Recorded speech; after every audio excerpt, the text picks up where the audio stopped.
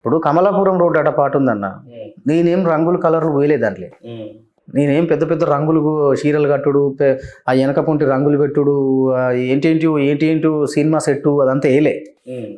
నేను కనీసం షూటింగ్ ప్లేస్కే పోలే. ఆ అమ్మాయి జాన్లీరికి అప్పచెప్పిన, చేసుకొని రారా అన్న.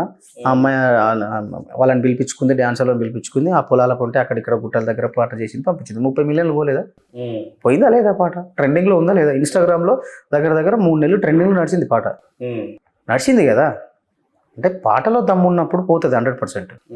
నేను రాను బొంబాయికి రాను పాట కూడా వాళ్ళు అంతే ఖర్చు పెట్టి చేసిళ్ళు, బాగానే ఖర్చు పెట్టి చేసిళ్ళు. పాట కనెక్ట్ అయింది కాబట్టి పోయింది.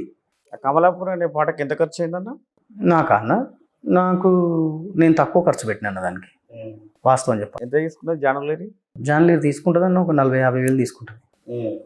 40-50 వేలు తీసుకుంటుంది. మా చెల్లె కాబట్టి కొంచెం మేము తీసుకోదు నా దగ్గర. సరే, యూట్యూబ్ను నమ్ముకొని వచ్చే వాళ్ళకు, మరి ముఖ్యంగా ఫోక్ ఇండస్ట్రీలోకి రావాలనుకున్న వాళ్ళకు మీరు చెప్పింది నేనేమంటున్నా అంటే, ఫోక్ ఇండస్ట్రీకి డబ్బులు పట్టుకొని వచ్చేవాళ్ళు కొంచెం చూసుకొని చేయండి. మీరు పెట్టే డబ్బులు ఖచ్చితంగా మీకు వస్తాయన్న గ్యారంటీ కూడా లేదు. నన్ను అడిగితే రాకపోవడమే మంచిది వీళ్ళు.